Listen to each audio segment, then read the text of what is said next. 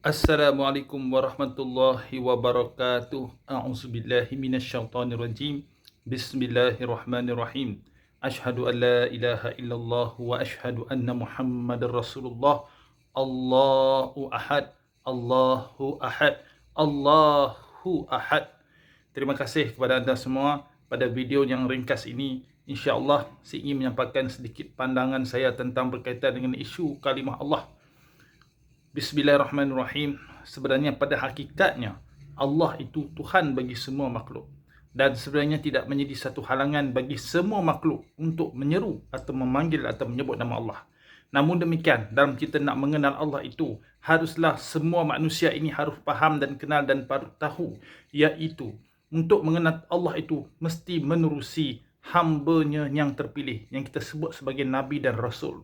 Dan Nabi yang terakhir, yang muktamad, yang penutup segala nabi adalah nabi kita Nabi Muhammad sallallahu alaihi wasallam, dan bukannya nabi palsu ataupun nabi lain-lain yang dakwi timbul pada masa sekarang dan akan datang, ataupun bila-bila masa daripada sekarang ini. Selepas kewafatan Nabi sallallahu alaihi wasallam tidak ada lagi nabi yang lain. Maka Nabi Muhammad sallallahu alaihi wasallam telah mengenalkan kita akan Tuhan yang kita sebut sebagai Allah itu ada Tuhan yang esa.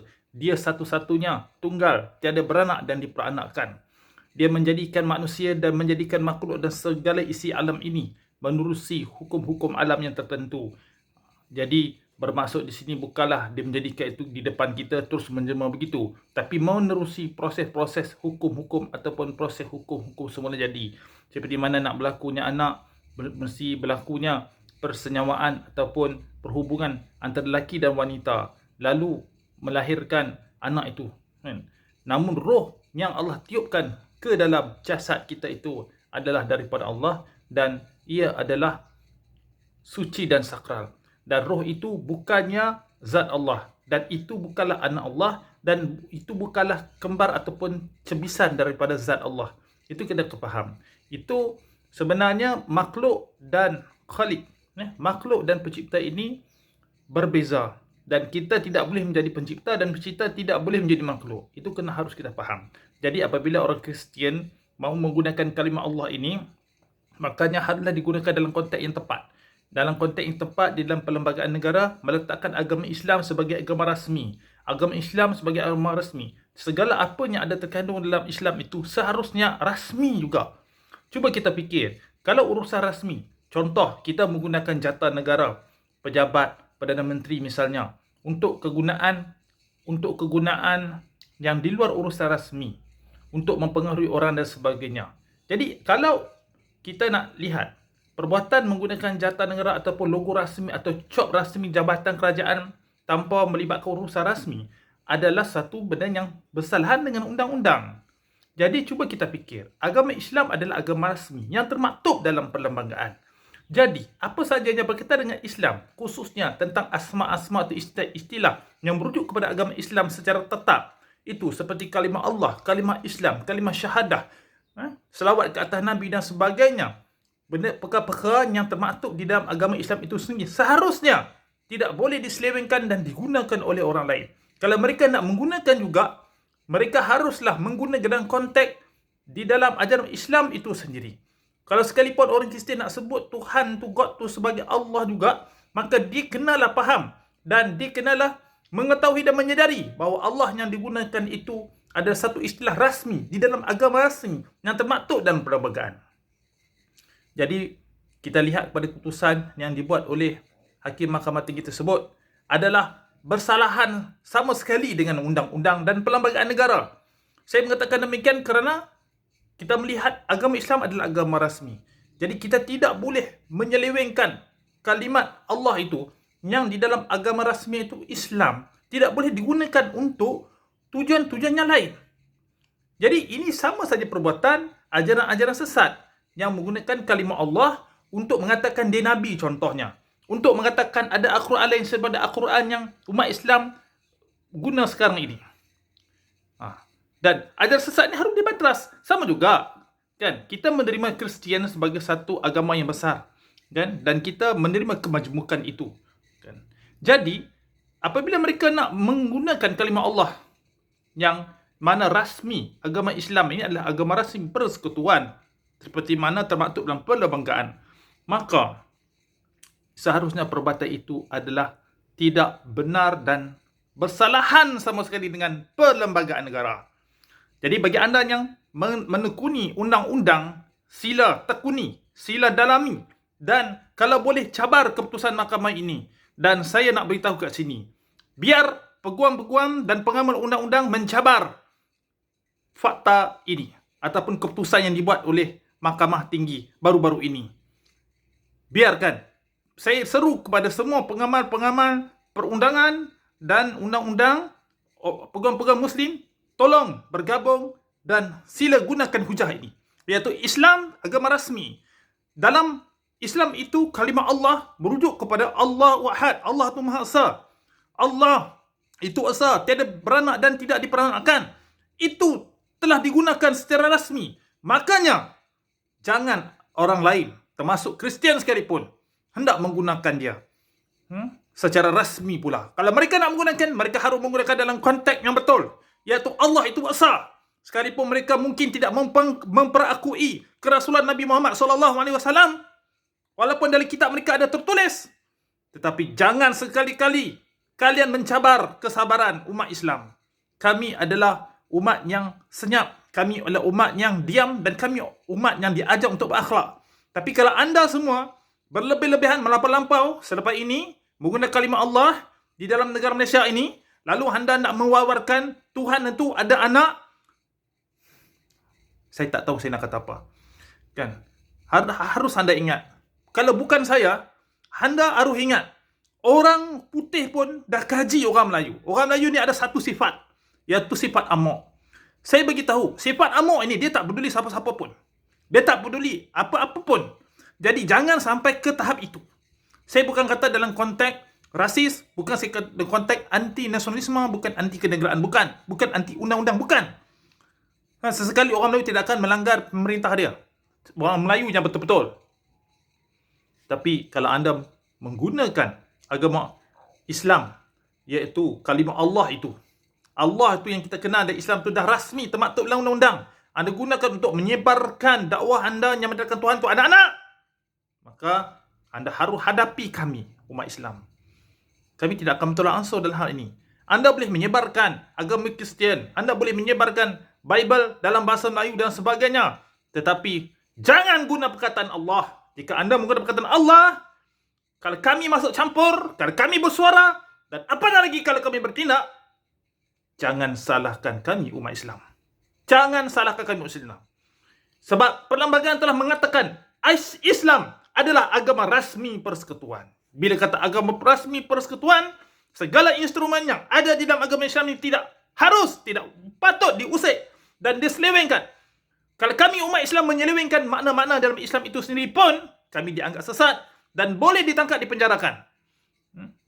Kalau anda tidak mahu menangkap orang yang makna-maknanya sesat, itu anda berdosa, wahai pengikut kuasa sekalian. Tapi kami umat Islam dalam bab tauhid dan bab akidah tidak ada tolak ansur sama sekali. Allah itu esa, Allah itu Tuhan yang satu, tidak beranak dan tidak diperanakkan. Kalau anda berdakwah kepada umat Islam ataupun kepada masyarakat umum bahawa Allah itu Tuhan ada anak, anda akan hadapi tentangan daripada kami secara wacana ataupun tindakan. Jangan cabar kami. Ingat, orang Melayu, orang putih sudah kaji. Orang Melayu mempunyai sifat amok. Walaupun saya tidak ada perasaan amok itu, tapi saya tidak tahu yang lain. Saya nak beri peringatan pada anda sebab saya takut nanti ada orang Melayu akan mengamuk dan berlaku pertumbuhan darah. Itu bagaimana kita nak jawab nanti. Jadi sebelum berlaku ni perkara, jangan cabar undang-undang, tolong. Dan saya seru kepada semua pimpinan politik, khususnya yang Muslim, menteri-menteri, termasuk Perdana Menteri sendiri, tolonglah, ambil perhatian seberat-beratnya isu kalimah Allah ni. Kami diam, kami perhati, kami lihat. Cukup-cukuplah apa yang telah berlaku. Tolonglah, fahamkan apa yang saya katakan ini. Agama Islam, agama rasmi. Apa yang tergandung dalam Islam itu adalah rasmi. Anda tidak mahu jabatan anda digunakan secara tidak rasmi, betul tak? Menjadi satu kesalahan bukan kalau kita pakai baju logo polis, kita pakai baju logo bomba, tapi kita bukan anggota polis, bukan anggota bomba. Salah bukan? Boleh dirangkap kan? Sama juga, bila menggunakan kalimah Allah untuk mengatakan Tuhan ada anak kepada masyarakat umum, kepada masyarakat majmuk dalam negara ini, itu ada perbuatan yang salah. Dan anda harus ingat, umat Islam, kami ini orang Melayu, kami ada sifat amok. Bukan saya yang mengamuk, tapi orang yang mengamuk saya tak tahu. Macam ni kita nak jawab tentang bab ini. Saya minta tolong perhatian sebesar-besarnya. Tolong jangan dicabar akan kesabaran umat Islam. Kita boleh berdebat bab politik, kita boleh berdebat hal sosial dan sebagainya. Kita boleh berbeza pandangan. Tetapi bab ketuhanan, tolong jangan diganggu-gugat. Itu saja yang saya mau sampaikan dalam video ini. Saya harap kita semua bersatu padu umat Islam dalam menangani isu ini. Dan saya tidak mahu bahawa mimpi Allahyarham Tuan Guru Harudin, iaitu tiang salib akan tertegak di dalam negara ini menjadi realiti. Tidak akan sesekali akan jadi realiti. Kristian tetap agama minoriti yang bukan agama rasmi. Islam adalah agama rasmi. Ini bukan pernyataan rasis. Ini adalah pernyataan yang sebenar-benarnya. Islam adalah agama rasmi. Dan apa yang terkandung dalam Islam itu tidak patut dicuri, diciplak oleh orang-orang penganut agama lain untuk menyelewengkan mana untuk berdakwah, untuk menyebarkan. Dan kita, umat Islam pun kita dilatih untuk mentauhidkan Tuhan. Kita tidak boleh menyamakan Tuhan dengan makhluk. Itu satu perkara yang sangat sensitif dan sangat membangkitkan perasaan sensitiviti. Ini bukan kata kita, umat Islam tidak boleh menyentuh sensitiviti orang lain. Ya, umat Islam tidak menyentuh sensitiviti umat Islam lain. Umat agama lain. Kita menghormati. Tapi menggunakan kalimat Allah untuk merujuk kepada pahaman agama anda selain pada Islam, itu adalah satu perkara yang jahat. Perbuatan jenayah yang besar, melanggar perlembagaan negara. Saya minta peguam-peguam, pengampungan perubatan, cabar keputusan Mahkamah Tinggi ini. Cabar. Sila lakukan sebaik-baiknya secara diplomasi. Jangan sampai mereka turun ke tengah masyarakat, berdakwah. Cukup-cukuplah.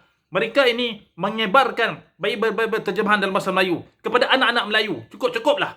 Jangan sampai bala-bala-behan mengatakan Tuhan itu ada anak kepada orang Melayu yang mungkin akidahnya tidak kuat. Maka dia masuk, dia murtad. Itu adalah satu perbuatan yang khianat kepada perlembagaan negara. Dan perbuatan khianat menyalip perlembagaan negara ini haruslah dihalang. Dihalang. Jangan dibiarkan. Dihalang. Dan saya seru sekali-sekali. Saya seru sekali. Semua sekali.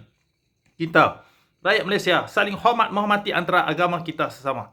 Dan jangan sesekali kita menghina kepercayaan orang lain, termasuk aja Islam.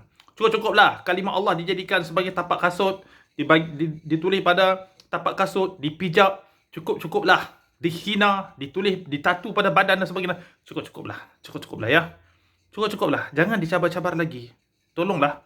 Ya. Sebab umat Melayu, umat Melayu Nusantara ini dia berbeza dengan umat Melayu, umat Islam di lain tempat. Kita memang sabar, kita terbuka menerima kepelbagaian, kita boleh menerima orang lain sebagai jiran dan sahabat kita. Tapi kalau anda melampau-lampau, saya tidak boleh jamin bahawa selama mana orang Melayu ini akan duduk diam. Kalau saya tak kata diri saya kata orang lain. Saya harus sekali lagi, orang Melayu ada sifat amok. Itu sahaja. Walaupun anda mungkin nak melihat apa pun yang anda pandang tentang amok itu, tapi anda harus ingat, sifat amok itu ada dan dia orang Melayu. Bila dia mengamuk, kalau berlaku apa-apa, jangan salahkan orang Melayu dan salahkan orang Islam. Cukuplah apa yang berlaku di Aceh, cukuplah apa yang berlaku di tanah seberang sana. Cukuplah. Kita tidak mahu berlaku di sini. Kita mahu aman. Kita boleh tengok gereja di tepi jalan. Kita boleh tengok masjid bersebelahan dengan gereja. Tetapi kita tidak mahu penganut kepercayaan lain menyelewengkan makna-makna yang berkaitan akidah dari Islam ini. Itu saja yang saya nak beritahukan. Yang lain-lain, kalau anda nak buat kebajikan, anda nak buat kebaikan, anda mencipta kasih sayang Tuhan, itu tidak ada masalah. Silakan. Kita rakyat Malaysia. Tapi jika anda menggunakan kalimah Allah yang rasmi dalam agama Islam adalah agama perlembagaan persekutuan. Ini bukan rasis. Ini bukan balahan undang-undang. Pernyataan ini bukan pernyataan undang-undang. Ini adalah kenyataan yang sebenar-benarnya. Bertepatan dengan perlembagaan undang-undang. Itu sahaja yang saya nak sampaikan. InsyaAllah, terima kasih. Assalamualaikum warahmatullahi wabarakatuh dan salam sejahtera.